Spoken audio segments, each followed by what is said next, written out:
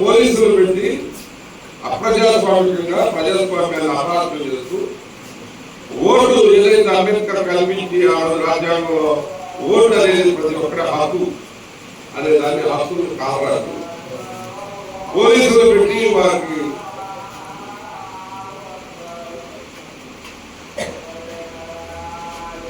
పోలీసులు పెట్టి ఓట్లు వేరే గ్రామాల నుంచి వేరే చోట్ల నుంచి ఆ జెడ్పీటీసీ పరిధిలో కాకుండా ఇది రూరల్ పులివెందుల రూరల్ అంటే టౌన్ మన కార్పొరేషన్ కిందకి వస్తే రూరల్ మన తిరువురు నగర పంచాయతీ అట్లా అట్లే అది అర్బన్ కాబట్టి రూరల్లో జిల్లా పరిషత్ ఓట్లు కూడా వెళ్ళి 10,600 ఈరోజు దుర్మార్గంగా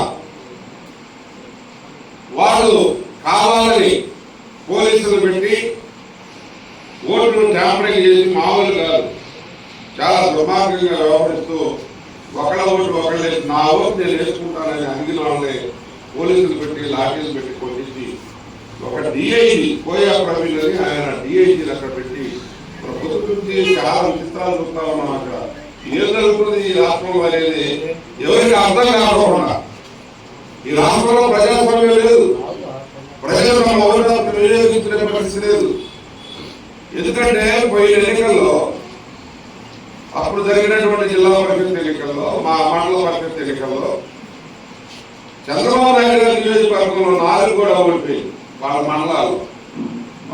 మండలాలు జెడ్పీటీసీలు ఓడిపోయి ఎంపీపీలు ఓడిపోయి అది ఈరోజు పులివెందులలో కూడా మేము ఓడించాం గెలిచామనే ఒక అప్రజాస్వామిక విధానానికి కల్పించారు. ఈ యొక్క చర్యలు తీవ్రంగా వైఎస్ఆర్ కాంగ్రెస్ పార్టీ ఖండిస్తా ఉన్నాం. మీరు ఒకసారి ఆలోచన చేయండి. జగన్మోహన్ రెడ్డి గారు చేసే సేవలు ఈరోజు మీరు తిరుగురు కూడా పోయే పని లేకుండా గ్రామ సచివాలయాలు పెట్టారు. గ్రామ సచివాలయాలు కాదు రైతు భరోసా కేంద్రాలు పెట్టారు. రైతు వారి ఎరువులు పురుగు మందులు సంబంధించి కానీ లేకపోతే ధాన్యం కొనుగోలు కానీ మద్దతు ధర కోసం కానీ రైతు భరోసా కేంద్రాలు. అదే కాకుండా విలేజ్ క్లినిక్లు పెట్టాడు. ఇవన్నీ కూడా సజావుగా సాగడానికి ఎంప్లాయ్మెంట్ ఏర్పాటు చేశాడు. అక్కడ మనకి అందుబాటులో ఉండేటటువంటి ప్రజాస్వామ్యాన్ని చాలా దగ్గరగా ప్రజలకి ప్రతి వారికి గడపకు అందుబాటులో తీసుకొచ్చారు. మీ యొక్క రెవెన్యూ అవసరాలు కానీ పోలీస్ లా అండ్ ఆర్డర్ అవసరాలు కానీ లేకపోతే ఇంకేదైనా అవసరాలు కానీ అన్ని అవసరాలని ఆరోగ్య అవసరాలు కానీ తీర్చేటటువంటి పరిస్థితి జగన్మోహన్ రెడ్డి గారు ఒక ప్లాన్ ప్రకారం తన శరీర చొప్పున ఈ పేద ప్రజలకు సేవ చేయాలనే ఆలోచనతో ఆయన తీసుకొచ్చాడు. అదే సేవ కాకుండా సంక్షేమ కార్యక్రమాలు డైరెక్ట్ బెనిఫిట్ ట్రాన్స్ఫర్ అనేది ఒక డీబీటీ అని అంటే మీతో ఎవరు మాట్లాడే పని డైరెక్ట్ గా మీ బ్యాంక్ అకౌంట్ తీసుకొని ఆ బ్యాంక్ అకౌంట్ లో డైరెక్ట్ గా బట్టలు నొక్కేటటువంటిది అంటే మహిళలకు మధ్యలో దళారీ లేకుండా ఆ విధంగా 2,76,000 కోట్ల రూపాయలు ఆయన డైరెక్ట్ బెనిఫిట్ ట్రాన్స్ఫర్ ద్వారా ప్రజల అకౌంట్ లో పేద ప్రజల అకౌంట్ లో వేశారు. ఆ రోజు ఏమన్నాడు, ఈ విధంగా చేస్తే రాష్ట్రం దివాలా చేస్తే ఇది శ్రీలంక లాగా మారిపోతుంది, ఈ రాష్ట్రం అప్పులు బాధవుతుందని చెప్పి ఆయన అమలాస్వాలు చేసినటువంటి సందర్భం మనం చూస్తాం. మరి ఈ రోజు ఏంటి, ఈ రోజు ఆయన సంక్షేమ కార్యక్రమాలు అమలు చేయకుంటే 2 లక్షల కోట్లు ప్రాప్తి చేసింది. సంవత్సరం 2 మాసాలు 14 నెలల్లో 2 లక్షల కోట్ల రూపాయలు అప్పు చేశారు. అప్పు చేస్తే తప్ప చేస్తానికి పరిస్థితుల్లో ఈ ప్రభుత్వం ఉంది. చాలా మంది అర్థం కాదు, ఏం చెప్పేవాళ్ళు చేసేవాళ్ళు ఇవన్నీ కూడా అంతే, ఎప్పుడైనా అంతే. సరే పేదవాళ్ళు కదా, పేద ప్రజలు ఏమనుకుంటారు, జగన్మోహన్ రెడ్డి గారు 5,000 పెన్షన్ మెజర్మెంట్ 3,500 ఇస్తారు అని నికచ్చిగా చెప్తా ఉన్నాడు. మరి ఏమో 4,000 ఇస్తానంటున్నాడు ఒక ఆశ. అదేవిధంగా 20,000 ఇస్తున్నాడు రైతు ఆశ. ప్రతి ఒక్క 18 సంవత్సరాలకి 19 రాకపోతే నీకు 1,500, నీకు 1,500, నీకు 1,500, నీకు 1,500 అది 2 రోజులుగా పెట్టుకుని ఇప్పుడు కూడా ఆశ్చర్యపరంగా ఉంది. మళ్ళీ ఎస్సీ ఎస్టీ బీసీలు మైనారిటీ పేదవాళ్ళందరికీ కూడా 50 ఏళ్ళు ఇచ్చేసారు మీకు పెన్షన్. కాబట్టి ఎన్ని అబద్ధాలు ఒకటైనా అమ్మాయిదా? ఇప్పుడు పేదవాడి ఆశ ఏదో మనం చేస్తారని లేదు, కానీ నిజాయితీగా నిలబడి మాట తప్పను మరి వాళ్ళు తెలుపడం జగన్మోహన్ రెడ్డి గారు 4,000 పెంచుకున్నాం మీరు అని మహారాష్ట్రలో అడిగితే అమ్మో ఆర్థిక పరిస్థితి బాగాలేదు, రాష్ట్రంలో వచ్చేదంతా ఆదాయం ఖర్చు పెట్టేదంతా 8 లెక్కలు ఇప్పటికే సరిపోవని చెప్పి నిజాయితీగా నిలబడినటువంటి మన జగన్మోహన్ రెడ్డి గారు ఈ రోజు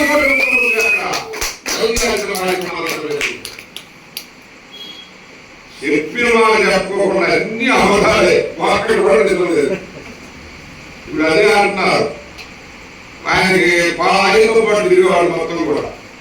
ఇంకొంతమంది అయితే పత్రికా ప్రతినిధి ఆంధ్రజ్యోతి అనే పేపర్ ఉంది, ఆ పేపర్ కొత్తగా ఒక తెలుగుదేశం బాంబు పెట్టారు, తెలుగుదేశం గురించి రాత్రి మిగతా స్వామి ఇక్కడ ఏ సమస్య కూడా రాయరు, పార్టీ సమస్య లేదన్నమాట, బాగా.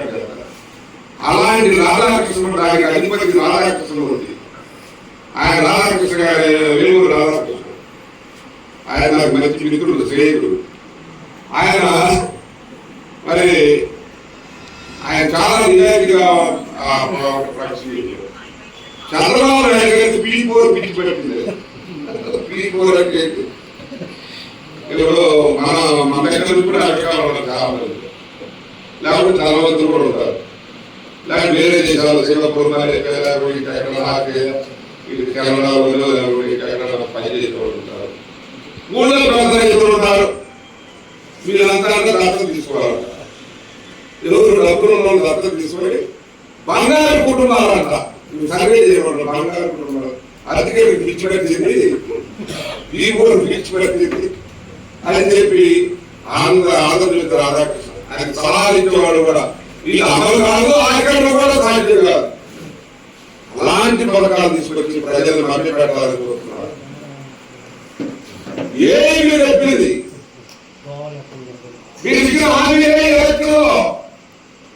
నేను అధికారంలోకి వస్తే కరెంటు ఛార్జీ రూపాయి కూడా మనకు ఇప్పటికి 19,000 కోట్లు పెంచాడు. పేదవాడికి అందుబాటులో లేకుండా ఆ రోజు మరి ఇక్కడ చెప్పేది కూడా అబద్ధాలే.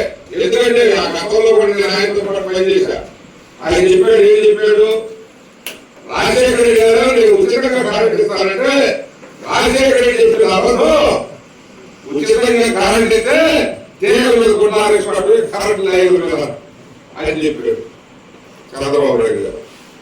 కానీ ఆనాడు మహానేత వైఎస్ రాజశేఖర గారు గెలిచిన తర్వాత ఫస్ట్ సంతకం ఉచిత కరెంట్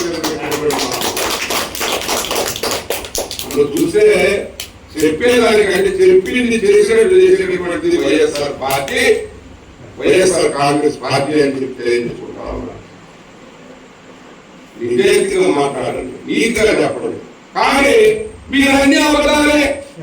పాపం పెద్దవాళ్ళు ఆశ్చర్యజీవులు అండి. ఒక 500 పెంచుతుంటే ఎంత ఆశపడతారు కదా. దేనికోసం 500 పెంచుతారంటే నీకు రైతు 20,000 ఇస్తారంటే ఆశ్చర్య కదా. ఇచ్చారా?